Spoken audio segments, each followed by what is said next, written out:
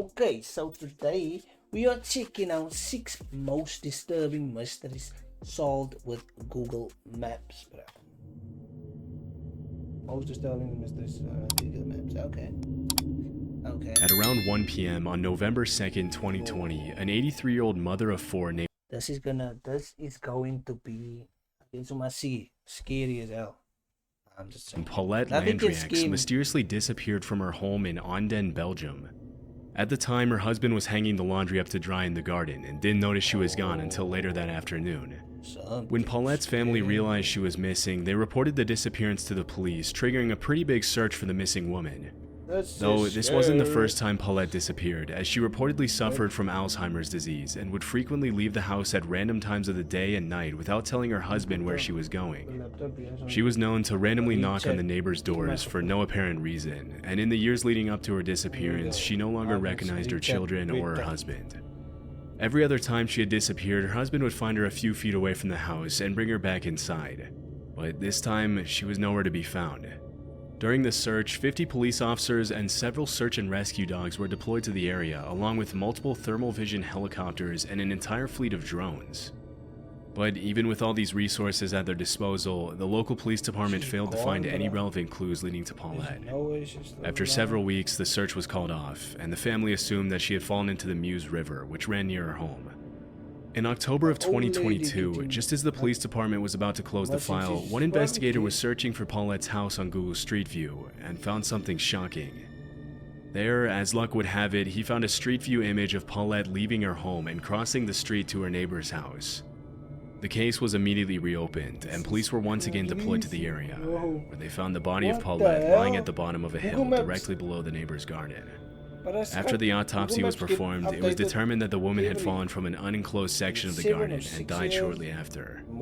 Her final moments eerily being caught by the passing Google Street View car as she walks to her death, likely in another wave of confused state caused by her Alzheimer's disease.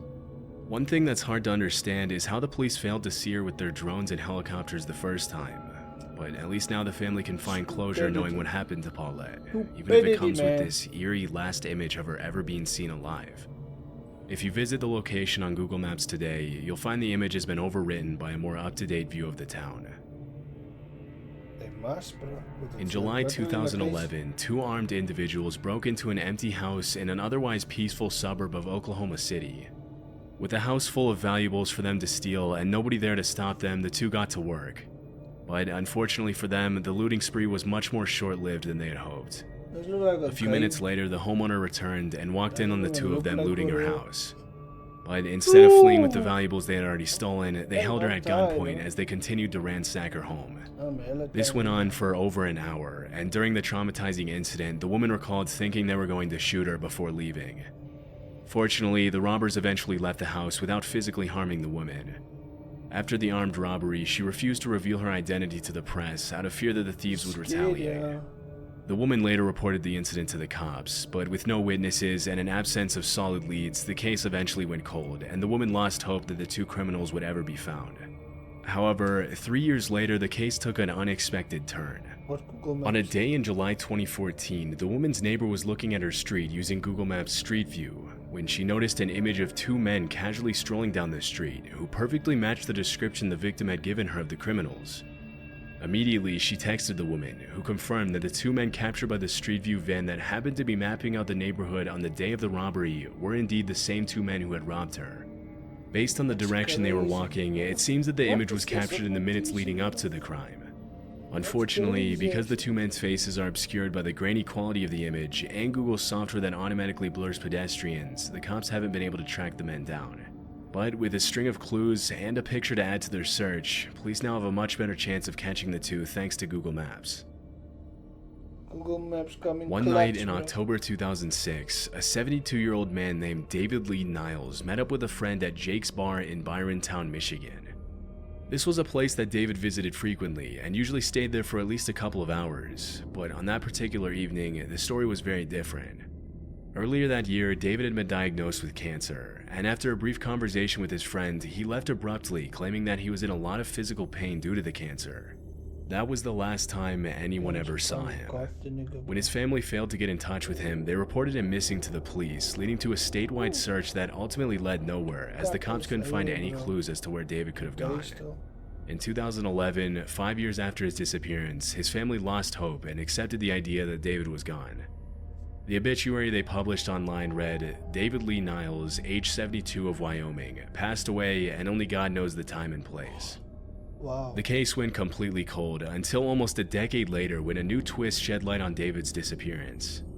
One morning in November 2015, Brian Hausman, an employee of the Cook Funeral Home in Byron County, was decorating the company Christmas tree outside. When he got to the top of the tree on his lift to put up the star, he noticed something in the adjacent pond that looked like a submerged car. Immediately, he called the police, and using Google Maps from a bird's eye view, they were able to see the same outline that was described. A dive team was deployed to the area, who confirmed that there was in fact a car at the bottom of the pond. Later that morning, a wrecking crew pulled out the vehicle for the police to inspect. Inside the vehicle, the cops found the skeletal remains of a man, along with a wallet belonging to David Lee Niles. After it was confirmed that the skeletal remains were his, David's family members finally found some closure. Still, the case remains a mystery, as it's unknown what exactly happened to him. Even before his cancer diagnosis, David was known to have severe depressive episodes, and things understandably got a lot worse for him after he found out about the illness. With all this in mind, it's possible that he took his own life, but we'll likely never know for sure. In the 80s and 90s, Joako Gamino was one of Italy's most wanted gangsters. He operated within a Sicilian mafia clan in Agrigento that was embroiled in a feud with Cosa Nostra, Sicily's main mafia network. He was first arrested in 1984 for murder and various other mafia-related crimes, but was later released shortly after. In 1998, he was arrested again in Barcelona, only this time he was sentenced to life in prison. After serving 4 years of his prison sentence at a prison in Rome, he managed to escape in 2002 during a commotion at the prison. Following his escape, he immediately relocated to a town near Madrid, Spain, and changed his name to Manuel Mormino. Over the 20 years that he was on the run from the police, he got married, worked as a chef at a restaurant called Manu's Kitchen, and even opened up a fruit and vegetable shop called Manu's Garden. Sicilian police searched everywhere for him for years, and they eventually issued a European arrest warrant back in 2014. After carrying out several investigations, the police suspected that Gamino was hiding somewhere in Spain, but the way they pinpointed his exact location was pretty out of the ordinary. During the investigation, Sicilian police found that Google Maps had captured a street view image of two men talking outside of Manu's garden. One of the men looked extremely similar to the man they were looking for, but the cops only confirmed his identity when they came across a listing for Manu's Kitchen, the restaurant where Gamino worked. While investigating online, the police found a photo of him dressed in chef's attire on the Facebook page for Manu's Kitchen. After confirming his location, the police arrested Joako Gamino on December 17, 2022, and extradited him to Sicily, where he is currently serving life in prison. According to the police, when they arrested him, Gamino was extremely confused, and even had the nerve to ask how they found him when he hadn't even called his family in 10 years. In 2009, police from Zurich, Switzerland were carrying out an investigation to shut down illegal marijuana growing operations all over the country. At some point in the investigation, they used Google Earth to locate the addresses of two farmers who they suspected of being part of an illegal marijuana operation, and that's when one of the detectives found something interesting. As he was scanning the area on Google Earth, he noticed an unusual change in the pattern of the fields around Rapperswil in the northeastern state of Thurgau.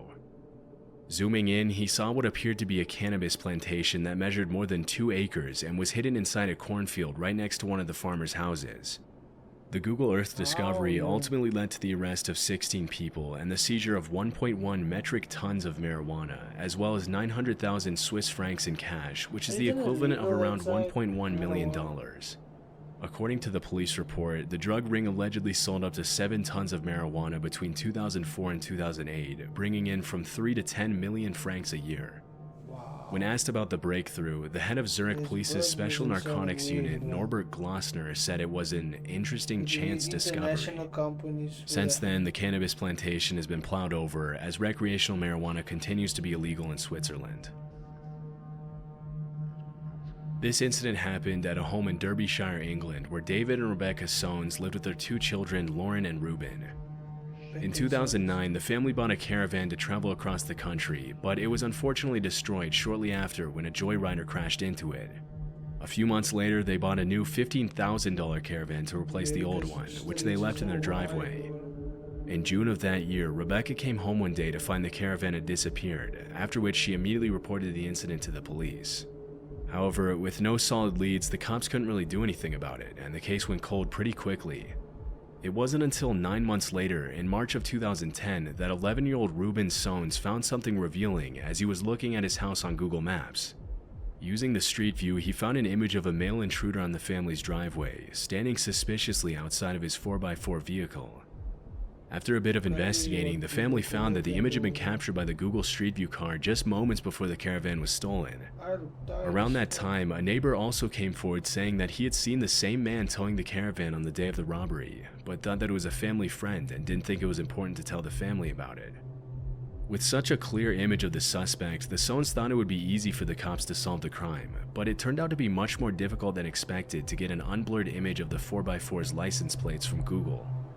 Even though the police knew exactly what the thief looked like, it was never publicly confirmed if they managed to track him down or not.